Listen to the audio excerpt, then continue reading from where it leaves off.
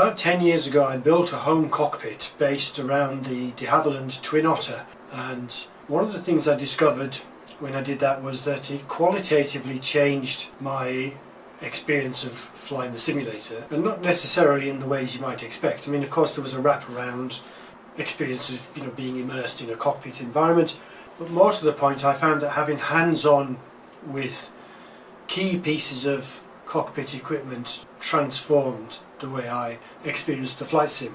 And I'm thinking of things like the radios and the autopilot and other things like heading bug and the controls for the nav instruments. And with the Twin Otter, the autopilot in particular was an interesting part of the Twin Otter Extended, which is the aircraft model I was using at the time. And part of that is because it was an idiosyncratic autopilot. It's not something you find. It was a Collins AP106 with an altitude alert module attached, which I forget the designation of, but not typical of your usual flight sim aircraft. So just getting to know that was something I probably wouldn't have done in the same level of detail as I did if I'd had to manipulate it in the virtual cockpit with the mouse. I went through a few iterations of the hardware for that autopilot panel. Latterly, this one, which is actually close to being a relatively faithful copy of what you would see in the real cockpit, or at least in the Twin Otter Extended cockpit. But being able to push the buttons and operate the dials and so on was a very powerful experience. Of course, that cockpit's long gone, and I'm now experimenting with FS2024, so I was very interested to discover this. This is a general purpose autopilot panel from Circuit Avionics, and it's a very good companion to the radio panel that I looked at recently in a previous video. So what this panel will do for you is it will allow you to control the autopilots in most of the default aircraft and many add-on aircraft, in fact pretty much any aircraft, with some tinkering. And I say that because this is an open system, this is a user programmable device. It comes with a default profile that will work pretty well for many, if not most, of the default aircraft, but it's based around a framework for programming FS add-ons. It's called MobiFlight, and if you're not familiar with MobiFlight, it does pretty much the same job as many of the other similar systems out there. So SPAD.next, FSU IPC, Axes and O's, and a whole fistful of others. So by digging into that software, you can access pretty much anything the sim can do from the buttons and knobs and the displays on this panel. Now you don't have to do that. You can set this up, take it out of the box and use one of the profiles supplied. Now there's a default profile that will pretty much cover many of the basics, but there are also a number of specific profiles for some of the built-in aircraft in the various sims, and indeed some payware add-ons for the various sims. Now you can go and look at the list of specific aircraft catered for, and so you can install one of those profiles according to your aircraft of choice, and then you can tweak those, modify them, or you can start from scratch and build your own profiles. So that's that. What else can we say about this? Well, I think it undersells this panel somewhat to describe it as an autopilot panel. I mentioned in my own Twin Otter cockpit controls for things which are not strictly connected to the autopilot, but which are required for using the kind of things you might want to use the autopilot for. So navigating between VORs is a good example. You typically set an OBS, that's a bearing, on a VOR instrument in your cockpit. Of course, in the cockpit you would have a rotary control next to the instrument. So we have various rotary controls on this panel to accommodate those kind of settings. So to just give a couple of examples, we've got a course knob here, which would typically be mapped to OBS. And in fact we can toggle between the primary and secondary. We typically have two nav instruments, so a nav1 and nav2 radio. We might have two VOR instruments or an ADI and a VOR. So we can, using the default profile, we can toggle between, there's a push on this course selection knob, we can toggle between setting the OBS, let's say for the nav1 instrument and the nav2 instrument. We've got another rotary control for setting the heading. Now that's going to move a heading bug typically around your ADI, so that's another thing we typically want to set in the cockpit when we're navigating. We've got another rotary control to set the barometric pressure. We can incidentally flip between inches of mercury and millibars or hectopascals. We've got a rotary control for using the vertical speed modes on an autopilot and various other ones. Now this autopilot, it's an unusual layout. If you're used to general aviation, I'm going to focus on general aviation because that's what I fly. This is marked up for a superset of general aviation. It will cater for your advanced airline jet aircraft. And some of the features that you'll find, which I'm not going to talk about in detail because I don't really understand them. You've got an auto throttle system. You've got two different flight directors. Now the flight director is something that's associated with the autopilot. I'm not going to go through the distinction between the autopilot and flight director, but you would have to, I think, for redundancy in some of these category 3 airline autopilot functions. Somebody will probably correct me on that if I've got that wrong. We've got a thing over here which is labelled EFIS map. So again, on your electronic flight instrumentation system, is that what EFIS stands for? You typically have various map displays. This allows you to, I think by default it's mapped to the zoom function. You've got different pages so you can step forwards and backwards. In the default profile, if you're flying a general aviation aircraft, you typically have something like a GNS 530 or a 430. This will be mapped, you'll find, to the map display pages of the GNS, let's say 530, so you can zoom in and out and step between the pages. That's a very useful function right out of the box. But bringing it back to basics, you know, for your average user wanting to fly general aviation aircraft, we've got everything here we would need to cover at least the functions of your typical Honeywell, let's say, autopilot. So there'll be, I'm not going to point to these as we go along, can't see it from here. We've got a heading hold, we've got a nav hold, we've got an approach hold.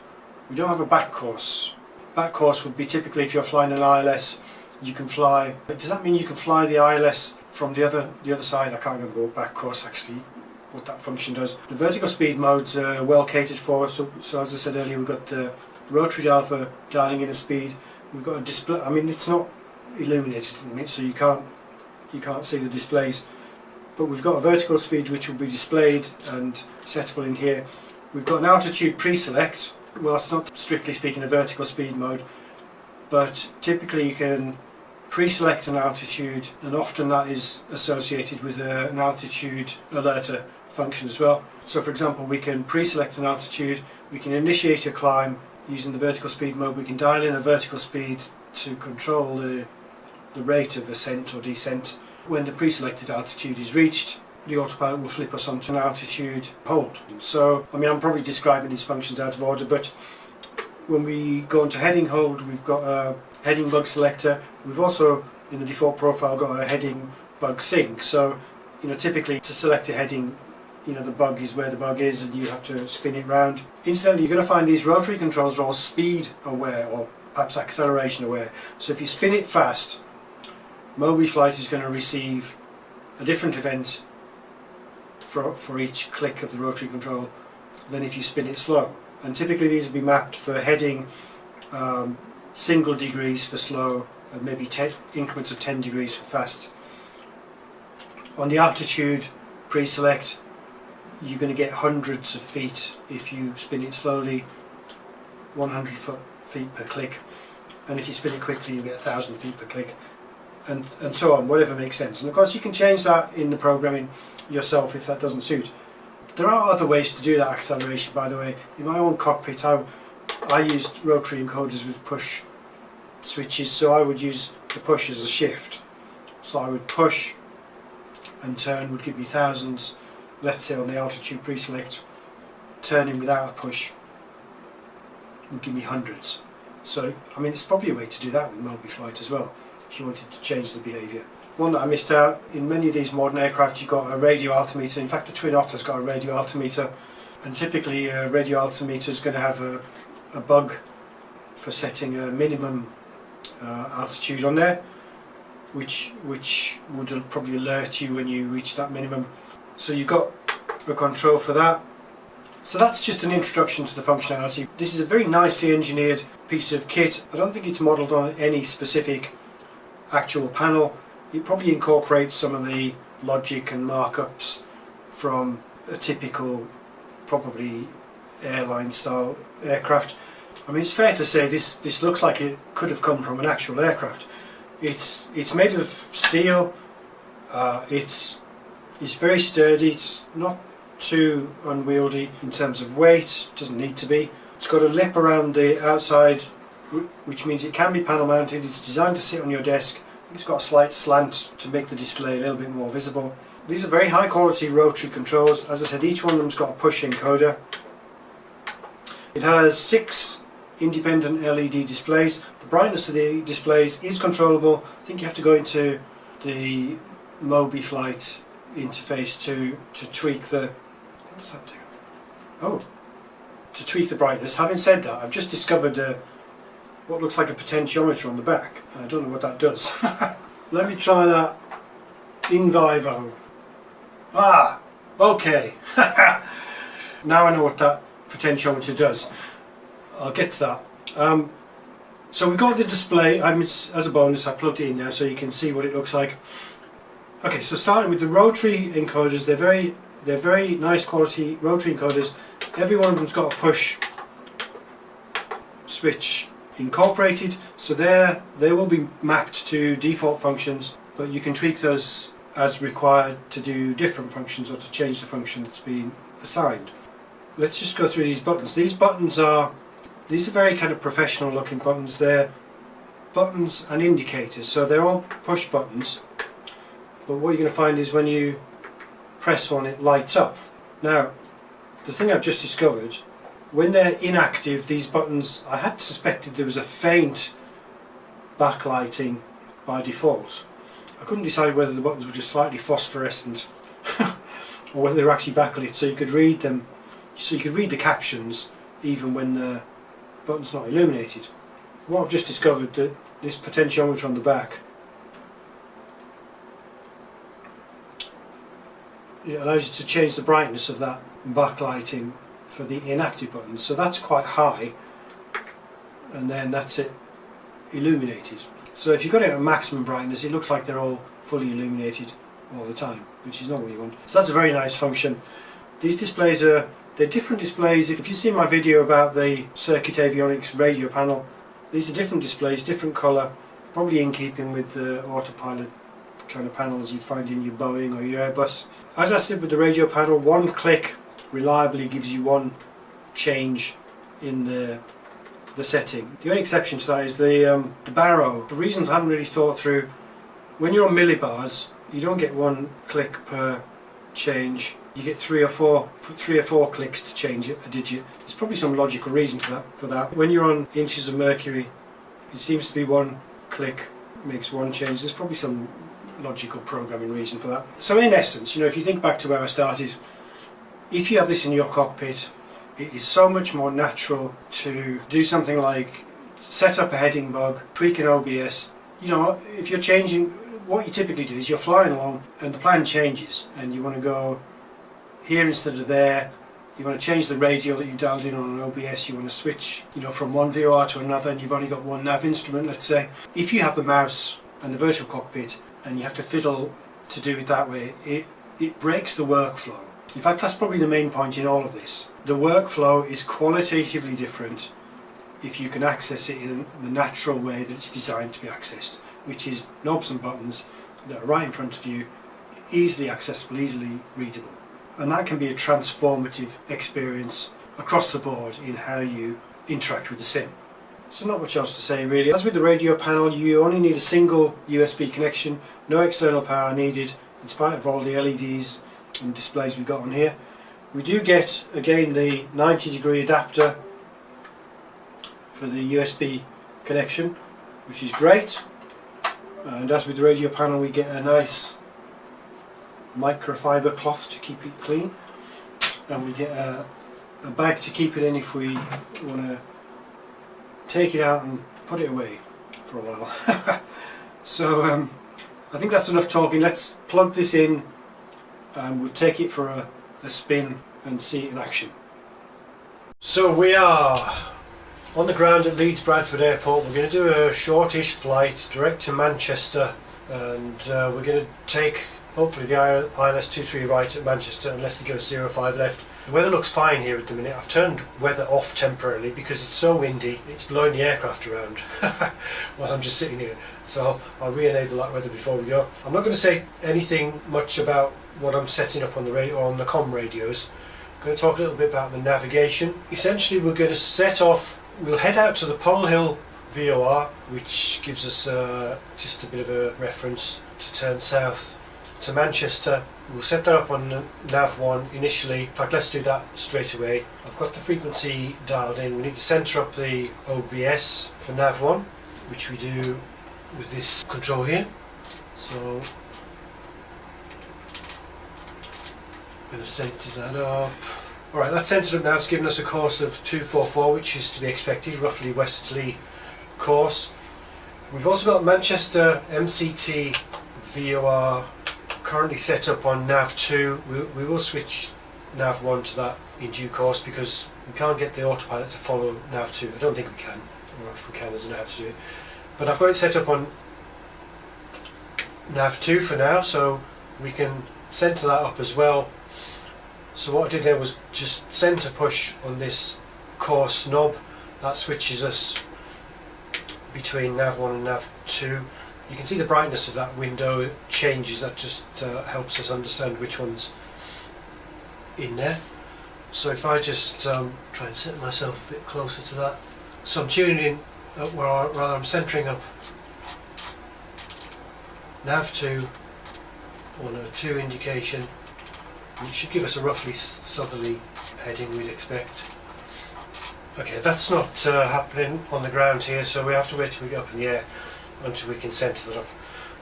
Other than that, as I say, we'll change nav1 to be pointing at MCT. MCT VOR is the initial approach fix for the ILS, so we want to be at 3,500 feet of the initial approach fix. We'll set that up as our cruising altitude for the autopilot, so that's set up. We'll activate that. That's like an altitude pre-select on the altitude alerter. So as soon as we go into autopilot, we'll go into vertical speed mode. We'll dial in a vertical ascent, and that will take us to and then hold us at that altitude. Let's also set up the heading bug, just so that before we go into autopilot, we'll turn on to like a due westerly course. That'll just ensure that when we go into nav hold, we can pick up that radio. Let's just get a quick listen to the ATIS. QNH 1014. 1014. Arriving and departing runway 32. 32. Transition level 60, advise on course heading. So runway 32, information Lima. Ready to go. I'm going to just put that weather back how it should be. Leeds Tower, Twin Otter, Sierra X-Ray Golf Sierra, General Aviation Parking, expecting runway 32, ready to taxi VFR for a westbound departure.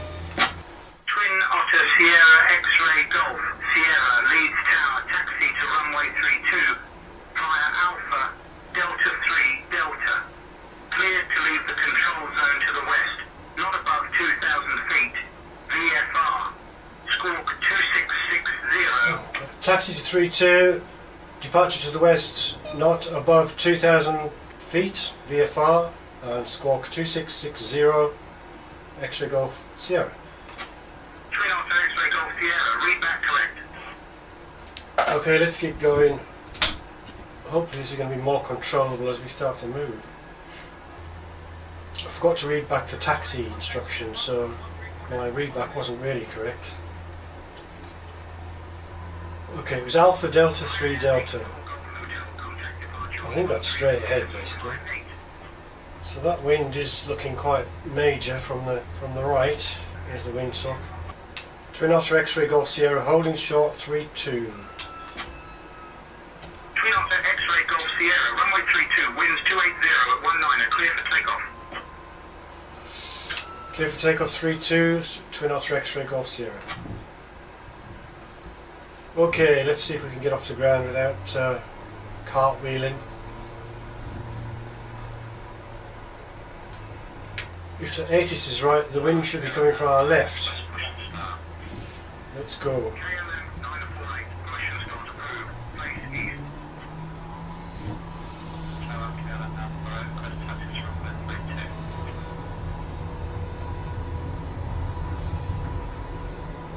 Well, that didn't take us long to get up.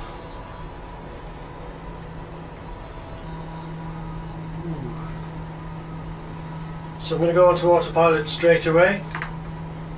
There we go. Now in this aircraft that's going to give us attitude hold unless we go for something else. We go for heading hold, which is going to turn us onto that pre-configured westerly heading. Just to verify I've got the VOR Twin Otter X-ray Golf Sierra. Contact departure on 134.58. Departure on 134.58, Twin Otter X-ray Golf Sierra. Give me a second. 134.58. Leads departure Twin Otter Golf Sierra X-ray Golf Sierra. 2,700 feet for 3,500. I forgot to select that. X-ray Golf Sierra lead departure identified QNH 1014.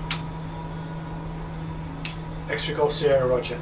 I forgot to select the vertical speed mode, so we've probably overshot. No, we haven't quite overshot the heading. So hopefully that altitude pre-select will stop us at 3,500 and kick us onto altitude hold. It's just done that. So that's in this aircraft, the Twin Otter in FS 2024.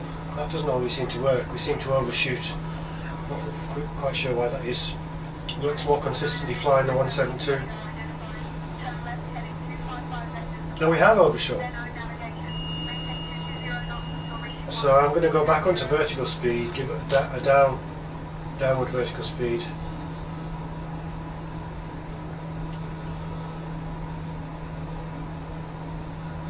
That's not happening either, so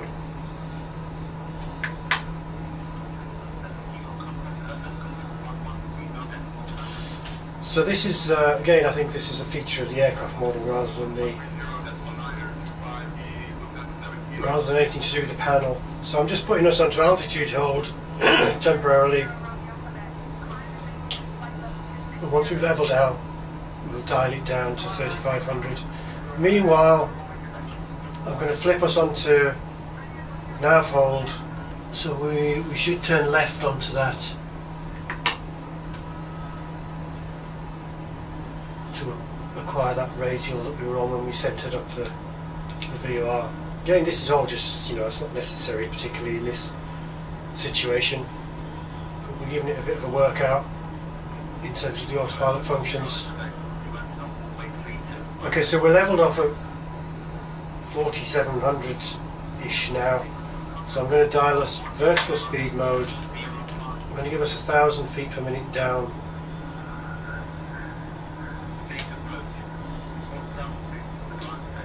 Yeah, that functionality doesn't seem to work in this aircraft in the same way as it does in the Cessna 172. It's still trying to get us on that. Yeah, we're on that radial now. But no, the vertical speed doesn't seem to be working. Maybe that's a more authentic, if I recall, in the Twin Otter autopilot, certainly in the Twin Otter Extended, that's the way it worked. There was no vertical speed mode. You had to initiate the descent manually. So maybe we should try that. How would we do that if we don't? Well, let's come off autopilot. Let's initiate a descent by trimming us down a bit. We'll go back onto autopilot. Make sure we go back onto the VOR tracking, and vertical speed mode, it's going to capture what we had dialed in manually. Well, approximately it's actually captured about 600, it looks like on there. Can we increase that by 10,000? Yeah, it looks like we can tweak that. So I've put it to 1100.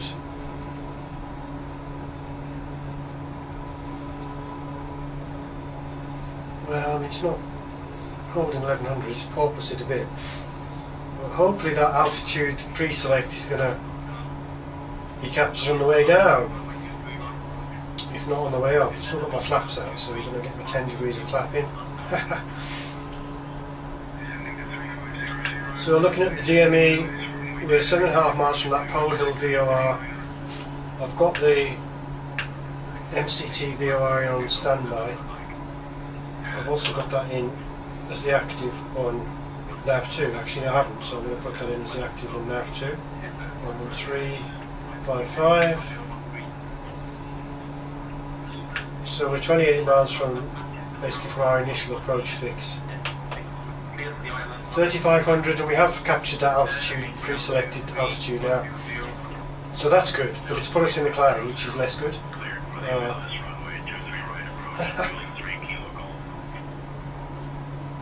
5 miles.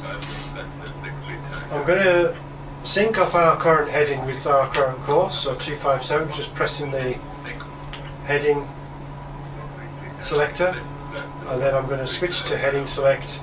That's going to allow me to switch the nav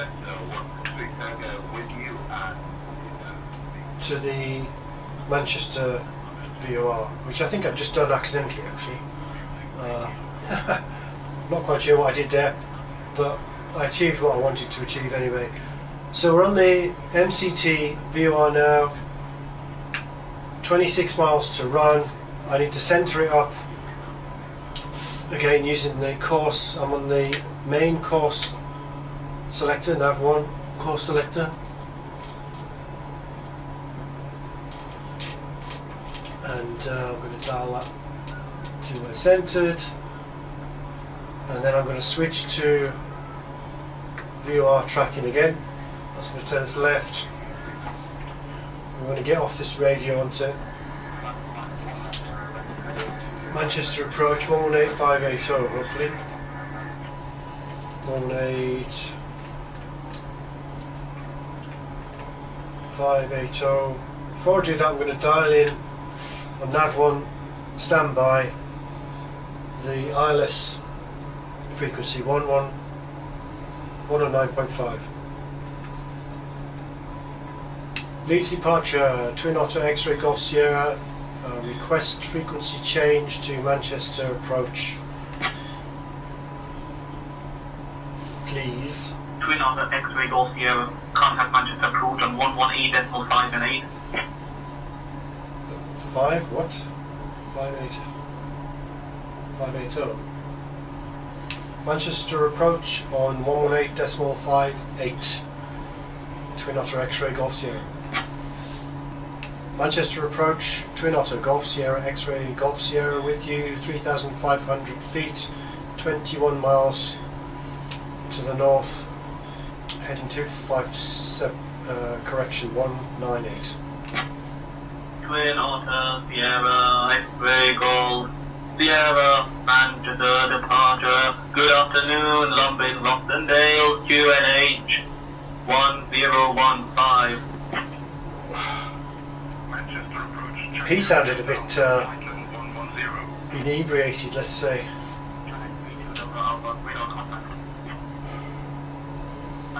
Weather's looking much better than it was actually, so we might even have a clear approach rather than breaking out a cloud. Let's listen to the 80s for Manchester. Manchester Airport. Information Romeo. 1220 Zulu. Wind 280 at 10. 280 Visibility 10. Sky conditions. Scattered at 1300 feet. Scattered at 2500 feet. Temperature 19. Dew point 16. QNH 1016. 1016. Arriving runway 23 right. 23 right. Departing runways 23 left, 23 right. Twin Otter Sierra X-Ray Golf Sierra. Manchester departure. Contact Manchester Tower on 118.63. 118.63, Twin Otter X-Ray Golf Sierra. 3. Manchester Tower, Twin Otter Golf Sierra X-Ray Golf Sierra, 15 miles to the north, 3,500 feet, requesting ILS 23 right. Twin Otter X-Ray Golf Sierra, cleared for ILS approach runway 23 right. Cleared ILS approach 23 right, Twin Otter X-Ray Golf Sierra. That was easy. We're going to fly to the Manchester VOR, which is directly over the airport. We're going to turn outbound on a heading of 051, which is the reciprocal of the runway. So I'm going to put that on the heading selector now. 051.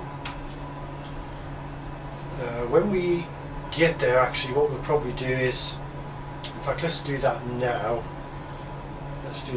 Let's sync our current heading. We'll go into heading select. We'll dial in 051 as the outbound course for the VOR. So that will allow us to track the radial outbound rather than just flying it on a heading. But because we've still got that VOR dialed in, we still got the DME readout over here.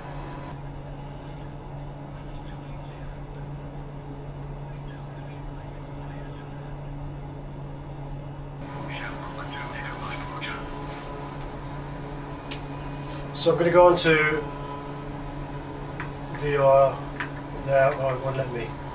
I think that's because I'm too close to the VOR. Let's go back onto heading.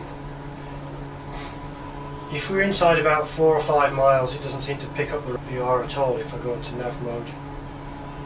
I've noticed it's 3.5. Let's see.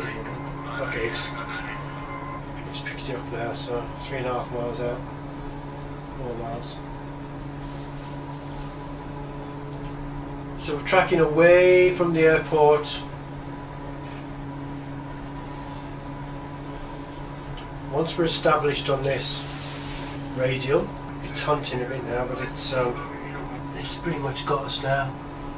So we're at 6 miles. When we get to 12 miles, we're going to do that reversal. So we'll dial that in as a heading. We need a 45 degree to the left, which is going to put us on 006 of our course, at least. I don't know what we're tracking because we've got a bit of a crosswind, 26 knot crosswind according to my flight moving map. Oh, we've got some traffic just coming in on the left. There. Hopefully that traffic's well below us. And I guess on the ILS. Twin Otter X-Ray Golf Sierra. Traffic at your 12 o'clock. 3 miles. Same altitude C series. That's not good. Looking for traffic, X-Ray Golf Sierra. Same altitude, 3 miles, opposite direction. We don't like that. He should be on the ILS, which means he should be below me. Anyway, I'm at 11.4, which means I've almost reached my outbound turn, my reversal turn. 12.3, so we're going to heading select, going to turn us out.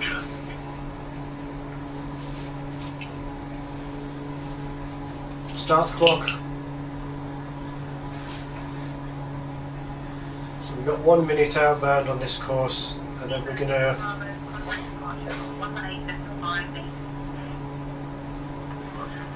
reverse by 180 degrees. So once we're stabilised, I'm going to come off heading select. I'm going to dial in 186.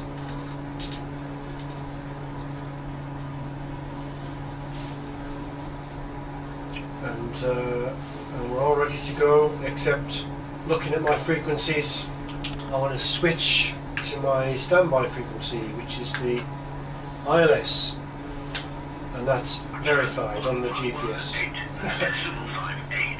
So that's the minute. We're going to go reverse.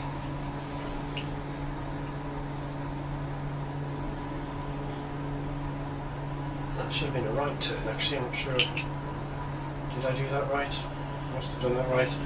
I went more than a minute actually, which was a little bit of a mistake.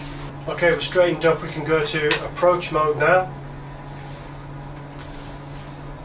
Now then, we should be watching indicators in the cockpit. We've got glide slope arm, nav arm. The nav arm and capture indicators in this twin otter don't seem to work. But we'll know it's captured. It should get the localizer straight away. And we'll notice that because it'll be steering us. There it goes. So we've obviously captured the localizer now, even though we don't have the indication. And we're just below the glide slope. We've got glide slope indication.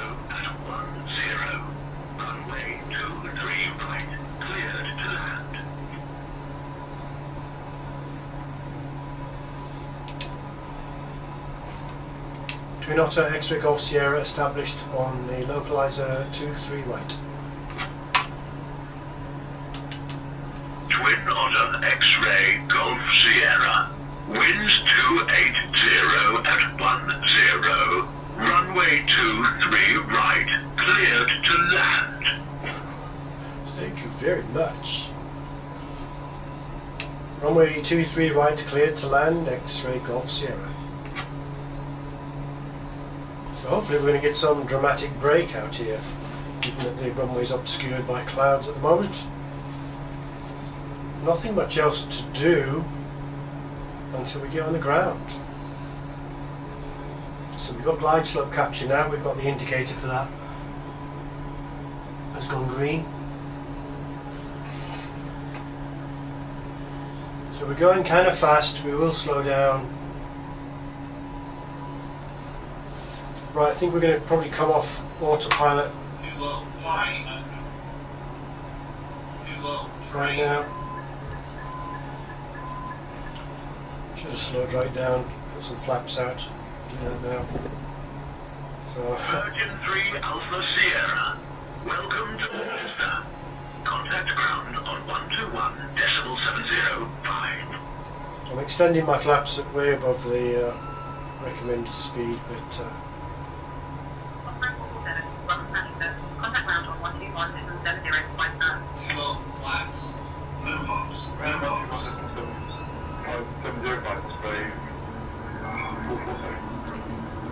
so we're going to end up landing long. 50, 40, light slope, 20, 10.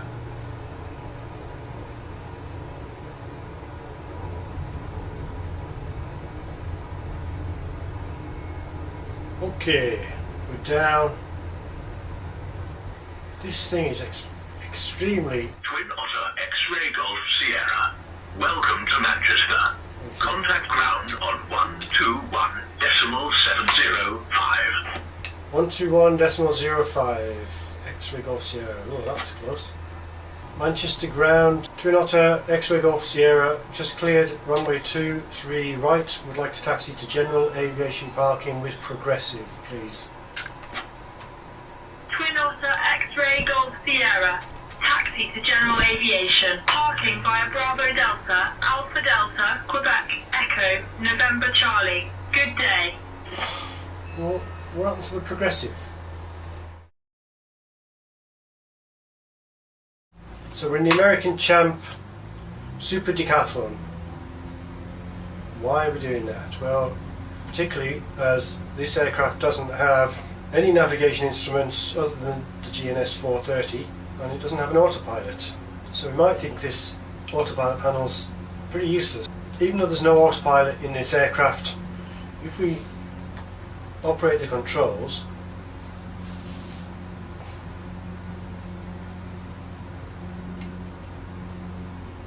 we find the wings level themselves up and we're showing a vertical speed which is captured as 1500 feet per minute. We dial that down to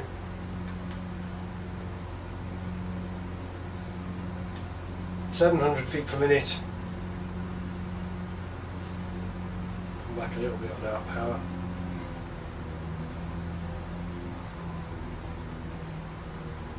So we're actually controlling the aircraft by means of an invisible imaginary autopilot. So if we put heading sync, we get a heading which matches what we're flying. If I choose heading select, dial it off to the left, we get a turn to the left. So you can see that even in this aircraft, without any nav instruments, we've still got limited functionality, but we've got a rudimentary autopilot, which you might think is cheating, but who cares, it's going to be helpful. So there it is, the general purpose autopilot from Circuit Avionics. So you can use this right out of the box to control the autopilot on many of certainly the default aircraft. A little bit of installation required up front. And as I said when I looked at the radio panel, you do have to be careful when you're setting up MobiFlight, but the vendor does supply a couple of videos for taking you through that, and the website is a very good website to even pre-buy, to look at the functions of this. They're set out in great detail, so you shouldn't have too many problems getting this up and running. There's a number of default profiles supplied. You can start from one of those and tweak it, or you can start from scratch, build your own. You've got access through MobiFlight to all the regular programming facilities for flight sim systems, and that includes LVARs in add-on aircraft. And as a bonus, you're going to find that even aircraft that don't have an autopilot in the virtual cockpit may well respond to the controls on here, because that functionality is presumably built in at the core of the aircraft models. I'm using FS 2024, it's probably helpful to say that. I guess I can't vouch for that behaviour in the other sims, but you can check out the website for which sims are supported. I think all the common sims are supported. So X-Plane, I think it's like 9, 10, 11, 12, prepared probably from version 3 onwards, FSX, MSFS 2020 and 2024. And as I said earlier, not only does this control the autopilot, but it controls several of the systems that are really essential companions to the autopilot. So you've got control of 2 different OBS courses, you've got control of the heading bug, you've got the Colesman barometric setting, you've got a radio altimeter, you've got the EFIS map controls, and probably a few others I've missed. And having a device like this in your cockpit is an absolutely transformative experience, particularly if you pair this with the radio, and if you're going to fly IFR procedures, and maybe even using live or pseudo-live air traffic control. So that's all for now, but I'm sure we're going to see more of this in future videos.